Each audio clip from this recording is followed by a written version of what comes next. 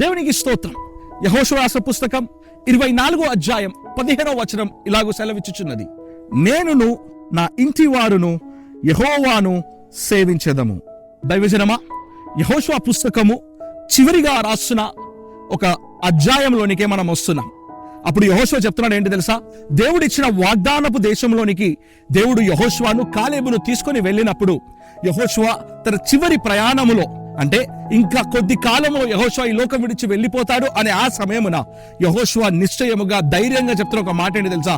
నేనును నా ఇంటి వారును యెహోవాను సేవించదము అని.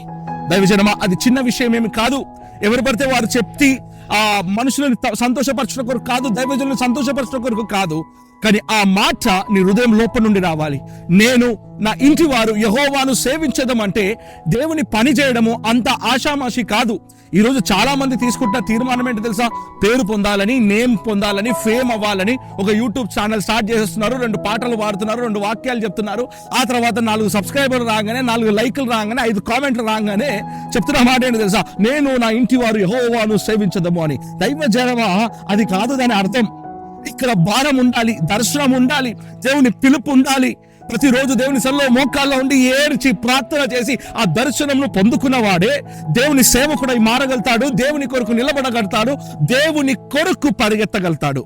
అందుకొరకే యెహోషువ తన కష్టకాలం అందు, తన ఇబ్బందులో, తన ఇరుకులో, యెహోషువ 1వ అధ్యాయం మనం చదువుతుంటే యెహోషువ నిరాశగా అక్కడ ఉన్నప్పుడు దేవుడు అంటున్నాడు, యెహోషువ లే, నేను నీకు తోడై ఉంటాను, నువ్వు బ్రతుకు దినములు ఏ నరుడు నీకు ముందు నిలవజాలడు అని వాగ్దానం ఇచ్చి మోషే చనిపోయిన తర్వాత జరుగుతున్న ఆ సంఘటన మనం చదువుతున్నాం.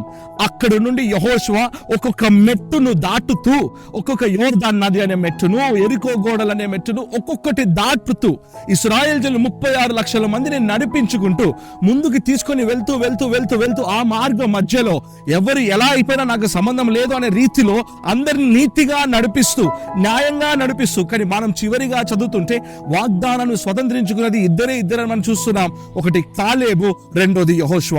ఆ సమయమున యెహోషువ తన చివరి ప్రయాణమునందు రాస్తున్న మాటే యెహోషువ పుస్తకం 24వ అధ్యాయంలో మనం చదువుతున్నాం, నేను నా ఇంటి వారు యెహోవాను సేవించదమని. దేవుని సేవ చేయడం అంత ఈజీ కాదు దైవజనమా, కానీ దేవుని సేవలో మనం పాలు భాగస్తులై దేవుని సేవకులకు సహాయకరులుగా, నీతికరుముగా, దేవుని సేవకులకి నమ్మకమైన పాత్రలుగా నువ్వు బ్రతికితే, నేను మరలా చెప్తున్నాను, ఖచ్చితంగా నీ బహుమానం ఈ భూలోకమందును పరలోకమందును నీకు ఖచ్చితంగా నిశ్చయంగా కలుగుతుంది. ఈ వాక్యం నువ్వు నమ్ముతున్నావా?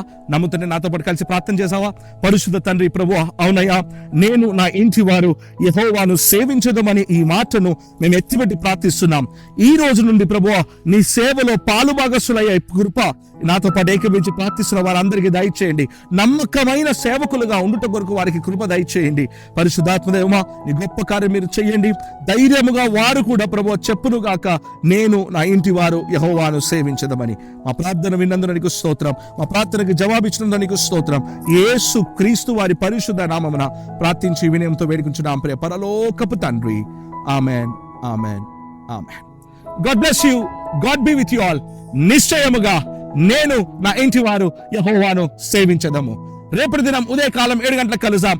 అంతవరకు దేవుడు మీకు తోడై ఉండి నడిపించును గాక. బాయ్.